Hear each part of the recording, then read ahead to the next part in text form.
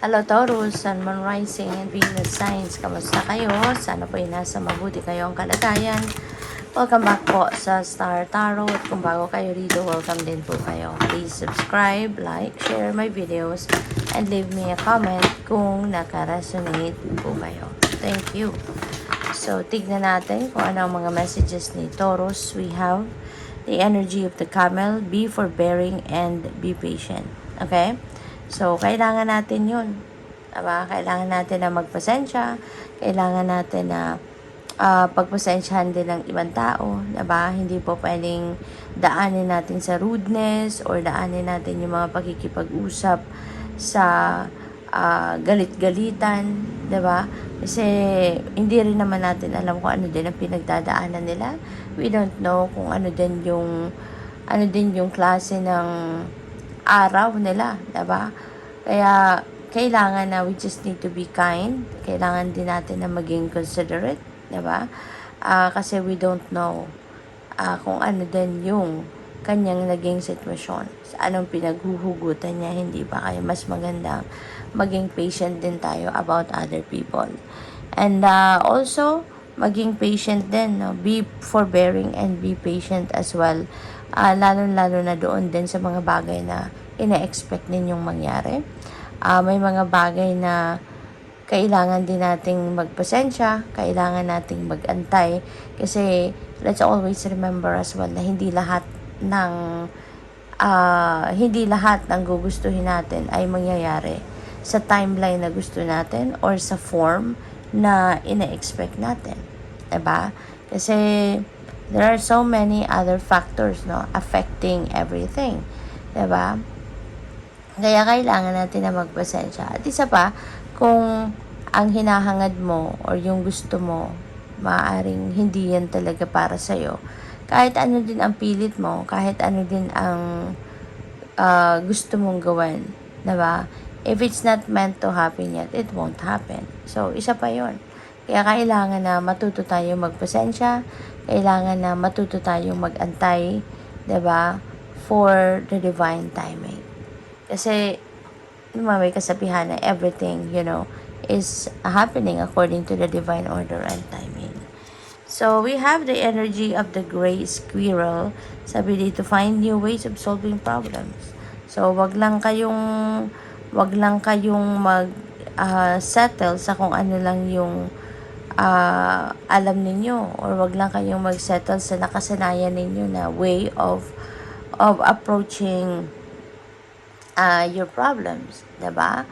Maybe you need to go outside the box. Dito, try to get outside the box, diba? Maybe you need to be creative sa ngayon, no? Sa paghahanap ng solusyon sa inyong mga problema, diba? Try different ways, diba? Mga bagay na hindi ninyo nagagawa dati, diba? Maaring ngayon kailangan mong gawin yon, kailangan mong subukan yon. Okay? So what else? We have the kangaroo, be a force for good, diba?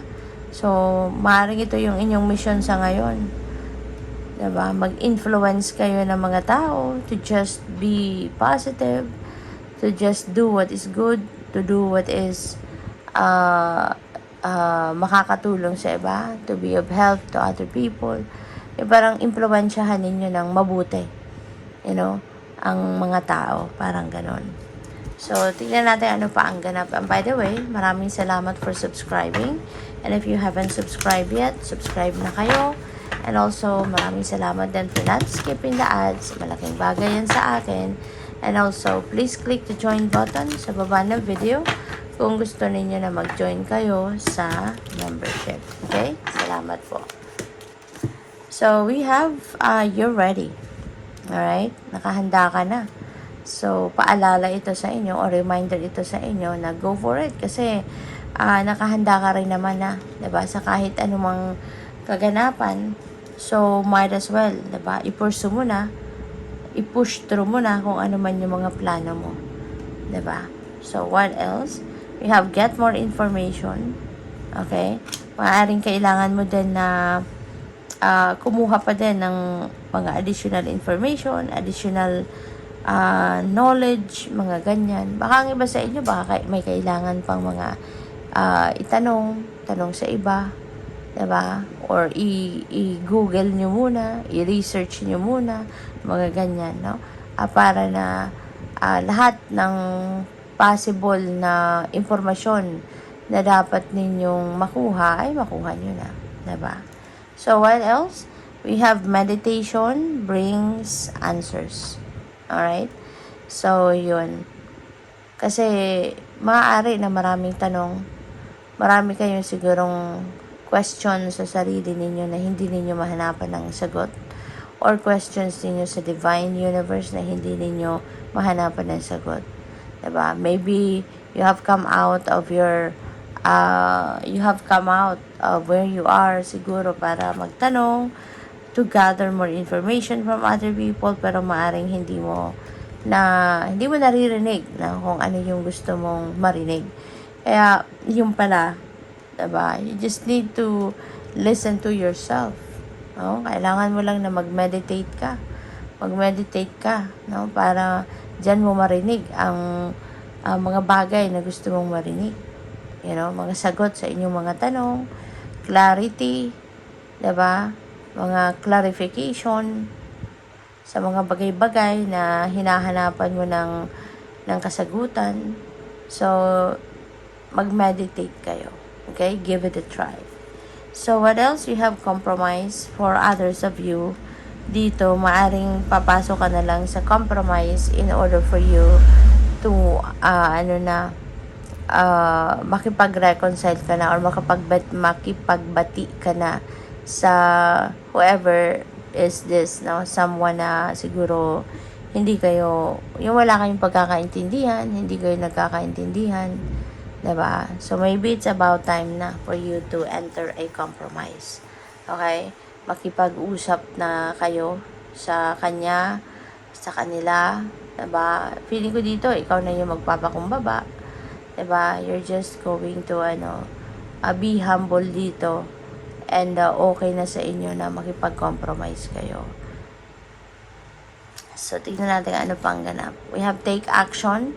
Alright? Huwag na kayong magpatumpik-tumpik pa. If there is something, diba, na kailangan mo ng actionan mo na. Huwag ka na magdalawang isip. Huwag ka nang magpatumpik-tumpik pa. Diba? Take action now. Do not wait for tomorrow. Diba? Or a day after tomorrow. Kasi the opportunity is there already. Kaya actionan mo na ngayon na. Diba?